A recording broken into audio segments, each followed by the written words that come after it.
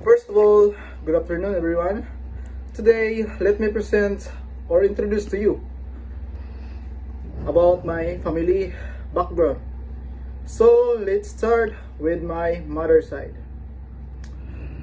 So, the name of my mother is Rosalia R. Sargadillos.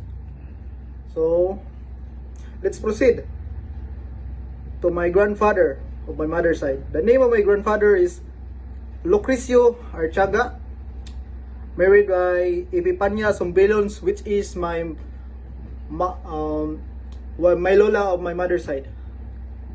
So, the father of my lolo, it is my maternal great-grandfather, which is Dada Relatado, married by Tibong Archaga, which is the paternal great-grandmother. So, let's proceed to my lola. The name of my lola in my mother's side is Epipania Sumbilon Cambarihan. The father of my lola is Pedro Sumbilon, married by Purisa Cambarihan, which is his wife. So for now, let's proceed to my father's side. The name of my father is Angelo Alcain Sargadillos, and my lolo is Moises Dabes Sargadillos. And my lola, Carmelita Bahinting Sargadillos, and my my paternal great grandfather, which is father of my lola, his name is Perfecto Bahinting, married by Rosa Alcain. So let's proceed to my grandfather's side of my papa. So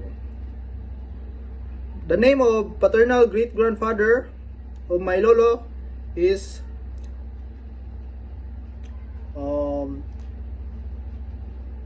Basilia Dabis, and his partner is Pinaw, which is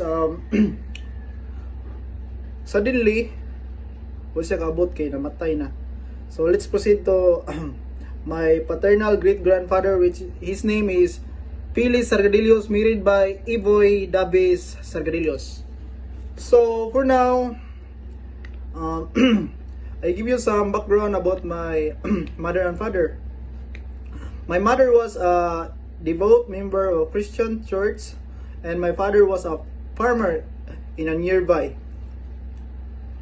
The first conversation revolved around vegetables, a seemingly simple beginning to a remarkable story.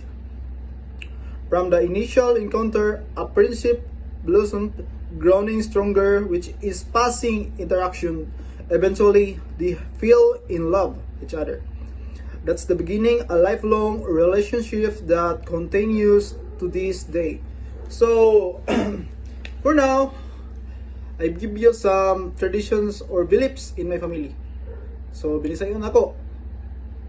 If na ay mamatay nga kaliwat, dili pwede mag-utan o kamunggay, magkaon o noodles, base sa ilang mga totoo or beliefs nga magkahinay-hinay daw kalaga si pamilya.